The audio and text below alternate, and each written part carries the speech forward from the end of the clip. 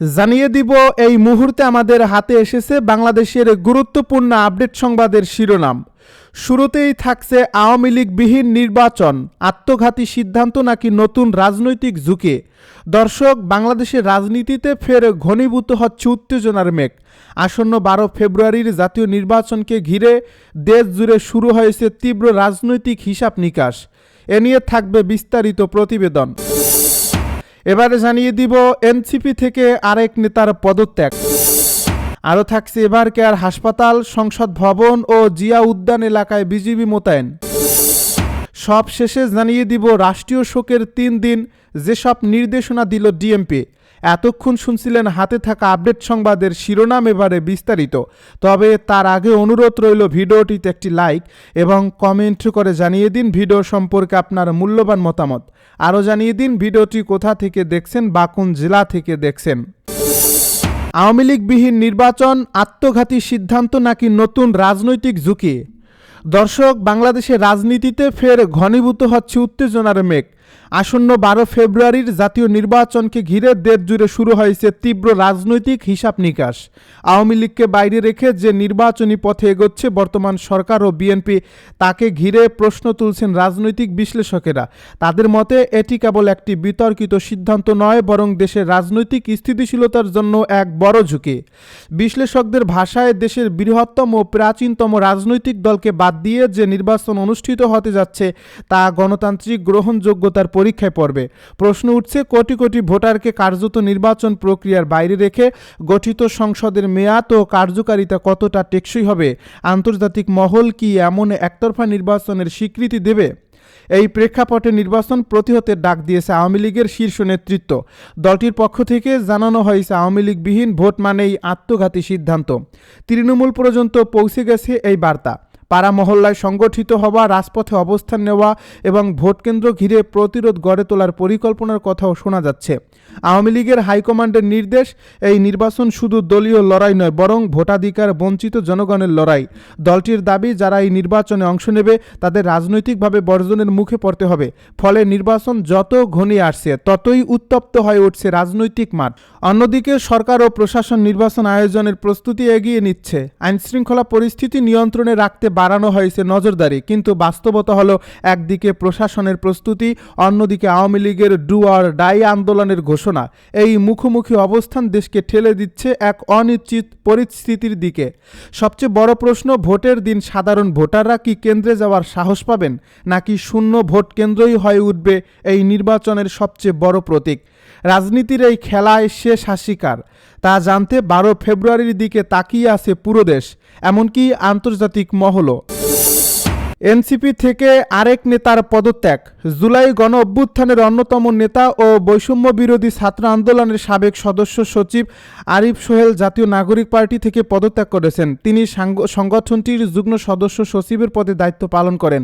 মঙ্গলবার ফেসবুকে নিজের আইডিতে দীর্ঘ এক বিবৃতির মাধ্যমে তার এই সিদ্ধান্তের কথা জানান। বিবৃতিতে আরিফ সোহেল এনসিপির বর্তমান রাজনৈতিক গতিপথ নিয়ে প্রশ্ন তুলছেন এবং গণমানুষের প্রকৃত গণতান্ত্রিক অধিকার আদায়ের লড়াই চালিয়ে যেতে প্রথাগত রাজনীতির বাইরে গিয়ে পুনরায় জনগণের কাতারে দাঁড়ানোর অঙ্গীকার ব্যক্ত করেছেন। আরিফ জানান, তিনি এনসিপি নেতাদের ইতিমধ্যে মৌখিকভাবে পদত্যাগের কথা জানিয়েছেন, কিছুক্ষণের মধ্যে পদত্যাগপত্র জমা দেবেন। এই বিবৃতিতে আরিফ সোহেল বলেন, 5 অগাস্ট একটি পূর্ণাঙ্গ সশস্ত্র গণতান্ত্রিক বিপ্লবের ক্ষেত্র তৈরি হলেও আমলাতন্ত্র ও বৈদেশিক শক্তির ষড়যন্ত্রে পরিস্থিতি নেগোশিয়েটেড সেটেলমেন্ট বা আপোষ রফার দিকে গড়ায়। পদত্যাগের প্রধান কারণ হিসেবে আরিফ সোহেল এনসিপির বর্তমান অবস্থাকে দায়ী করে তিনি বলেন, জুলাইয়ের রক্তক্ষয়ী গণসংগ্রামের উদর থেকে প্রসব হওয়া নতুন গণরাজনীতি ও তৃতীয় শক্তিকে জাতীয় নাগরিক কমিটির বাতাবরণে সংগঠিত করা সম্ভব হয়নি। তিনি বলেন, জুলাই অভ্যুত্থানের ফলে যে রাজনৈতিক জনগোষ্ঠী তৈরি হয়েছিল তাদের প্রাতিষ্ঠানিক রূপ দিতে এনসিপি ব্যর্থ হয়েছে। এর ফলে বিভাজন আবার ফিরে এসেছে এবং ফ্যাসিবাদের দোসরা রাষ্ট্রকে পুনরায় গণবিরোধী করার সুযোগ পাচ্ছে। এভারকেয়ার হাসপাতাল, সংসদ ভবন ও জিয়া উদ্যান এলাকায় বিজিবি মোতায়েন। বিএনপি চেয়ারপারসন ও সাবেক প্রধানমন্ত্রী বেগম খালেদা জিয়ার জানাজা ও দাফন উপলক্ষে রাজধানী জুড়ে ব্যাপক নিরাপত্তা ব্যবস্থা জোরদার করা হয়েছে। মঙ্গলবার রাত 8টার পর এভারকেয়ার হাসপাতাল, সংসদ ভবন ও জিয়া উদ্যান সহ রাজধানীর গুরুত্বপূর্ণ সড়কে বিজিবির অবস্থান দেখা গেছে।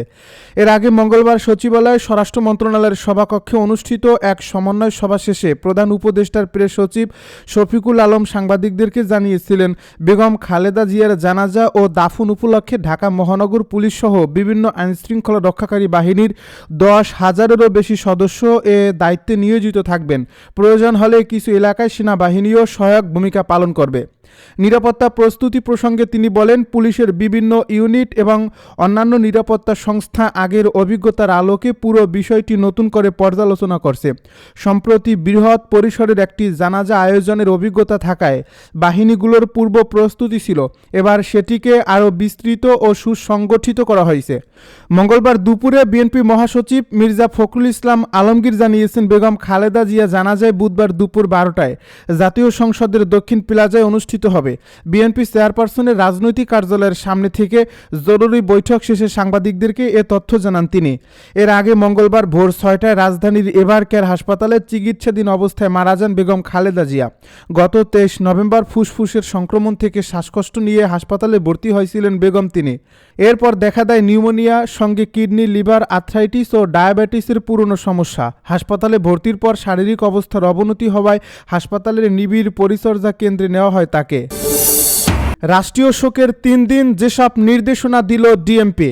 সাবেক প্রধানমন্ত্রী ও বিএনপি চেয়ারপারসন বেগম খালেদা জিয়ার মৃত্যুতে আগামীকাল বুধবার থেকে শুক্রবার পর্যন্ত রাষ্ট্রীয় শোক ঘোষণা করেছে সরকার।